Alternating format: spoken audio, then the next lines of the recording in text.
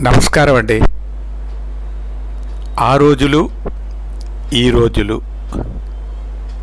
కొడుకు తండ్రి దగ్గరికి వెళ్ళి, నాన్న నాన్న నేను ఒకటి అడుగుతాను, తప్పుగా అనుకోవు కదా అన్నట్ట. అడుగురా అన్నాడు.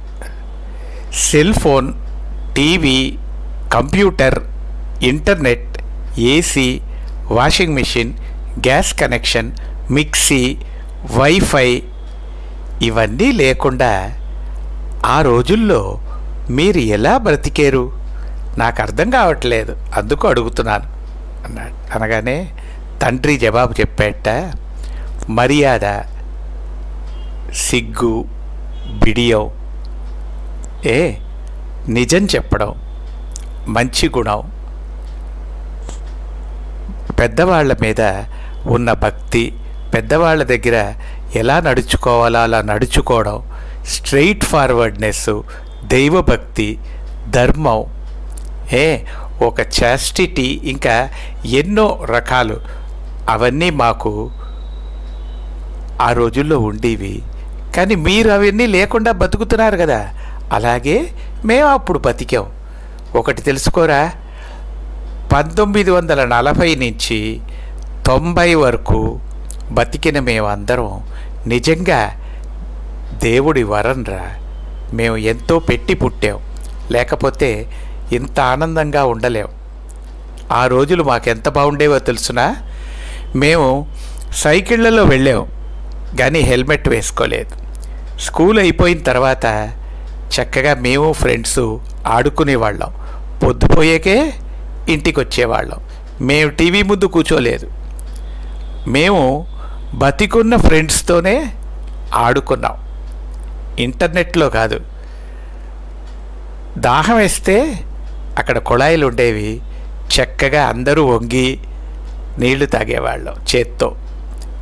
ఇప్పుడు ఆ రోజుల్లో కాదు. ఇప్పుడు ఏం చేస్తున్నారో మీకు తెలుసు. మినరల్ వాటర్ కాదు, ఆ రోజుల్లో ఒకే టంబ్లర్ జ్యూసు మేము 4 ఫ్రెండ్స్ ఎంగిలి చేసి చక్కగా తాగేవరా. మాకు రోజు సద్దన్నం, అన్నం ఇలాంటివే పెట్టారు. కానీ ఇప్పట్లాగా వైటమిన్ మాత్రలు, మినరల్ పౌడర్లు ఇవన్నీ మాకు అప్పుడు అక్కర్లేదురా. మాకు ఎక్కడికి వెళ్ళినా కాళ్ళకి చెప్పులు కూడా ఉండేవి కావు. హ్యాపీగా నడిచేవాళ్ళం, ఏ జబ్బులు లేవు. అప్పుడు మా కన్నవాళ్ళు మా గురించి ఏమీ బెంగపడేవారు కాదు. మేము బయటకు వెళితే అది వేసుకోరా, ఇది వేసుకోరా, మాస్క్ వేసుకోరా, ఇవేమీ లేవు.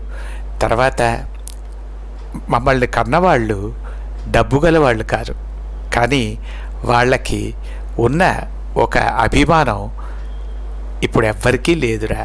అంత అభిమానించేవారు పిల్లల్ని. అంటే ఎప్పుడు తిట్టాలో అప్పుడు తిట్టేవారు, ఎప్పుడు పెట్టాలో అప్పుడు పెట్టేవారు. మేము మా తల్లిదండ్రులతోనే పడుకున్నాం, హాస్టల్లో రూముల్లో, బెడ్డుల్లో ఫ్రెండ్స్తోనూ కాదు. మా తోబుట్టుకులతోనే పడుకున్నాం మేము. చుట్టాలు పక్కాలు ఇంటికి వస్తే చక్కగా వాళ్ళకి వండి పెట్టాం, వాళ్ళతో కూర్చొని తిన్నాం. ఎంతో ఆనందంగా విందు భోజనాలు. ఆ రోజుల్లో మా ఫోటోలన్నీ బ్లాక్ అండ్ వైటే, కానీ మా లైఫ్ చాలా కలర్ఫుల్గా ఉండేదిరా. మా జనరేషను మేమందరం మా తల్లిదండ్రులకి కట్టుబడి ఉండేవాళ్ళం, వాళ్ళు చెప్పింది వినేవాళ్ళం.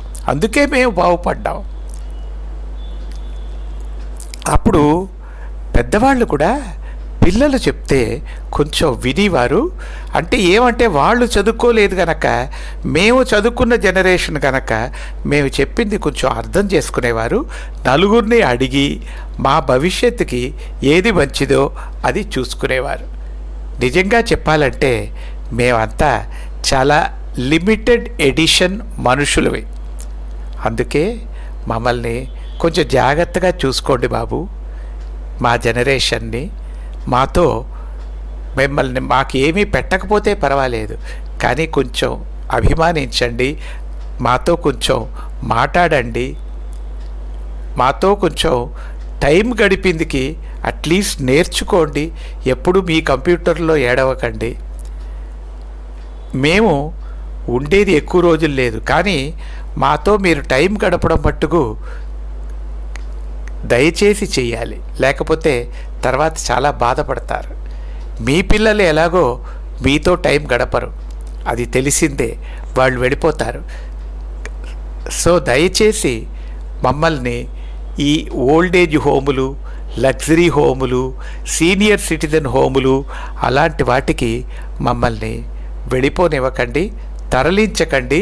తర్వాత మీ స్వలాభానికి ముసలివాళ్ళు పనికొస్తారని ఐఏఎస్ అన్నట్టు ఇండియన్ ఆయా సర్వీసు అలాగా పిల్లల్ని చూసుకుందుకైనా తల్లిదండ్రులు పనికొస్తారని ఎప్పుడూ అనుకోకండి. పిల్లలతో అభిమానిస్తాం, మాకు కూడా మనవలు కావాలి, కానీ అది డ్యూటీ కింద మాకు పెట్టేయకండి దయచేసి. ఇదన్నీ ఇప్పుడు జరుగుతున్న నిజం. అంటే నువ్వు అక్కడ ఏం చేస్తావు, మీరిద్దరూ అక్కడ ఏం చేస్తారు, వీళ్ళని చూసుకోవచ్చు కదా, ఇలాంటివన్నీ దయచేసి చెప్పకండి. మేమే అభిమానిస్తాం, పిల్లల దగ్గర ఉంటాం, మనవల దగ్గర ఉండాలనుంది. కానీ గొడవ ఏమిటి, మనవలకి అన్నీ పెడితే తింటారు, కానీ వాళ్ళ తిట్టకూడదు, తిడితే వినరు, వాళ్ళకి నచ్చదు కూడా. అలాగ మీరు పెంచారు. కానీ మా తాతగారు మమ్మల్ని కొట్టేవారు. ఇప్పుడు మా అబ్బాయిని కూడా వాళ్ళ తాతగారు కొట్టేవారు. అప్పుడు వాడు భరించాడే, కానీ ఇప్పుడు మీరందరూ భరించరు, చేయలేరు. అది మా జనరేషన్, మీ జనరేషన్, దీనికి ఉన్న గ్యాప్. ఇది రాసిన వారికి ధన్యవాదాలండి. ఇది అందరికీ షేర్ చేయండి. ముఖ్యంగా ఈ జనరేషన్ వాళ్ళందరికీ షేర్ చేసి వినమనండి. కొంచెం వాళ్ళల్లో మార్పో ఉంటే చాలా మంచిది కదా. మీరును అభిమానించండి, పెద్దలని గౌరవించండి, భక్తి శ్రద్ధలతో ఉండండి. ఏమంటే మరో 20 ఏళ్ళకి మీరు కూడా మాలాగే అయిపోతారు, అప్పుడు మేము ఉండం కదా. అదే, చాలా థ్యాంక్స్ అండి విన్నందుకు. అందరికీ షేర్ చేస్తారని అనుకుంటాను. ఎంజే ప్రసాద్, నమస్కారం.